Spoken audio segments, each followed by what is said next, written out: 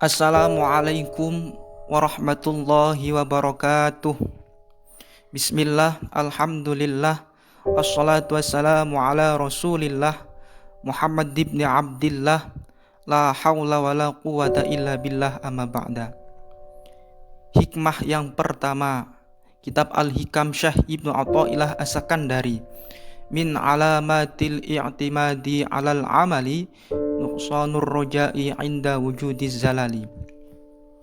Di antara tanda-tanda mengandalkan amal ialah kurangnya harapan ketika terjadi kesalahan. Di dalam hikmah yang pertama ini, Syekh Ibnu Athaillah As-Sakandari mengajarkan kepada kita bahwa kita dilarang untuk mengandalkan amal, baik di dalam masalah duniawi ataupun masalah ukhrawi.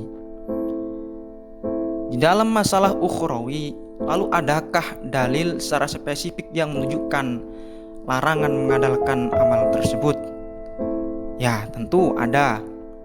Anna Aba Hurairah qol sami'tu Rasulullah sallallahu alaihi wasallam yaqul la yudkhil ahadan amaluhu al jannata. Qala wala anta, qalu wala anta ya Rasulullah, qol wala ana illa ayyataghammani Allah bi fadlin wa rahmatin. Sesungguhnya Abu Hurairah berkata, ia mendengar dari Rasulullah SAW bahwa Rasulullah bersabda, tidak bisa masukkan ke surga amal seseorang. Lalu sahabat bertanya kepada Rasulullah, apakah jenengan pula ya Rasul? Rasul jawab, begitu pula saya. Sesungguhnya yang bisa masukkan ke surga adalah fadl dan rahmat dari Allah Subhanahu wa ta'ala. Ini adalah salah satu dalil yang menunjukkan seseorang mengandalkan amal untuk bisa masuk ke surga. Tentunya dalam aplikasi dari dalil ini banyak contoh di dalam sejarah Islam yang menunjukkan bahwa kita dilarang untuk mengandalkan amal. Masyhur diceritakan bahwa pada zaman Bani Israel ada seorang abid ahli ibadah yang selama 500 tahun beribadah. Dia berada di atas gunung yang diceritakan di situ gunungnya sampai 30 dhira', kemudian dikelilingi oleh lautan. Ia ibadah setiap hari sampai-sampai rela mengasingkan diri dari gemerlapnya dunia, dari tipu daya manusia, sehingga sampai 500 tahun tiba pun ajalnya, dia pun meminta kepada Allah supaya diwafatkan dalam keadaan sujud kepada Allah. Lalu kemudian ia wafat.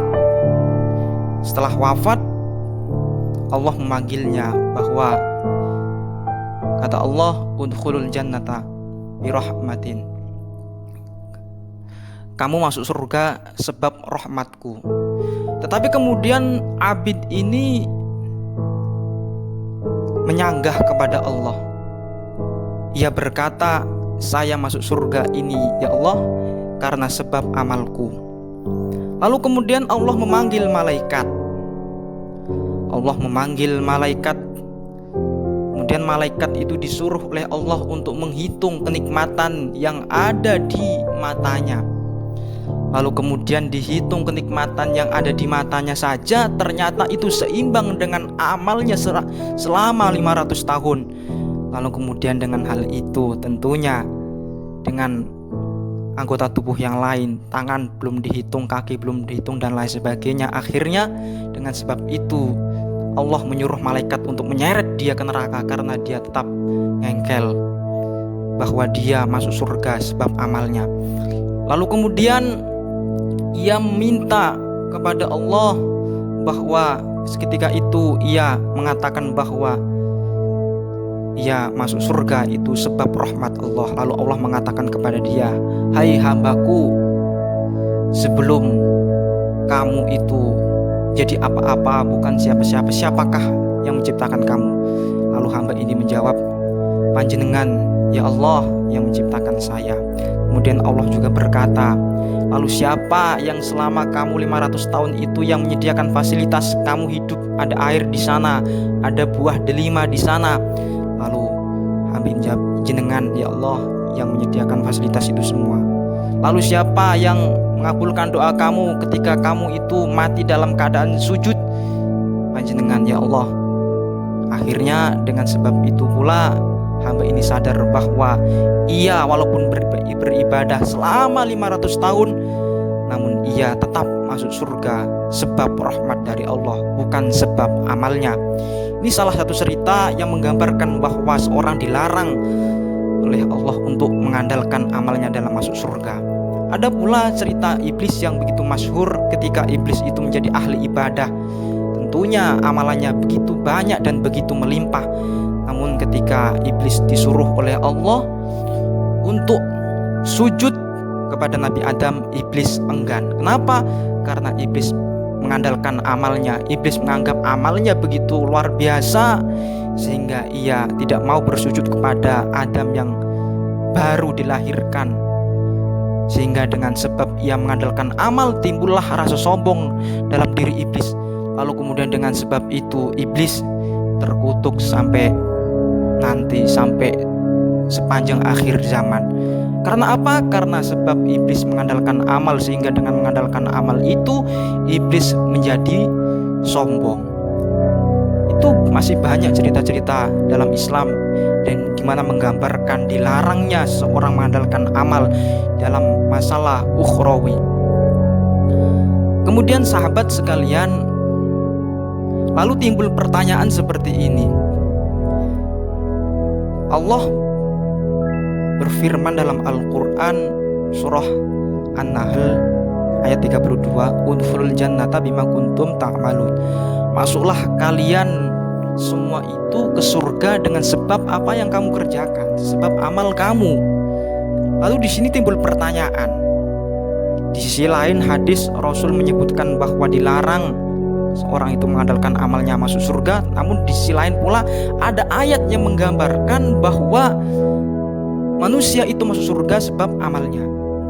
Di dalam hal ini Imam Nawawi dalam syarah Sahih Muslim mengatakan bahwa boleh dikatakan seseorang itu masuk surga sebab amalnya, namun yang menjadi catatan penting adalah amal itu ada sebab rahmat Allah. Sekali lagi saya ulang bahwa amal itu ada sebab rahmat Allah.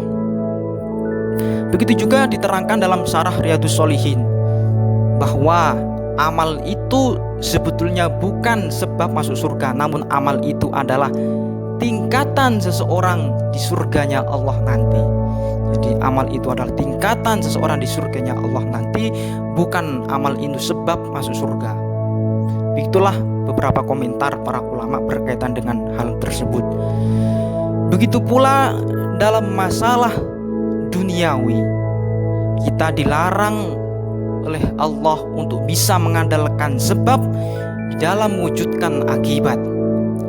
Ketika seseorang beranggapan, seorang mengatakan bahwa ketika bekerja pasti sukses, ketika berusaha pasti berhasil, ketika PDKT mesti nikahan, ketika belajar mesti pintar, ketika menanam pasti panen. Ketika ada seorang yang mengatakan seperti itu, seakan-akan dia tidak memberikan peluang sedikit pun, ia tidak memberikan peluang sedikit pun untuk takdir Allah di situ, maka konsekuensinya ketika dia itu gagal, ketika misinya tidak sukses, maka dia itu akan menyesal dan akan berputus asa. Jadi konsekuensinya yang diterima adalah pasti berputus asa.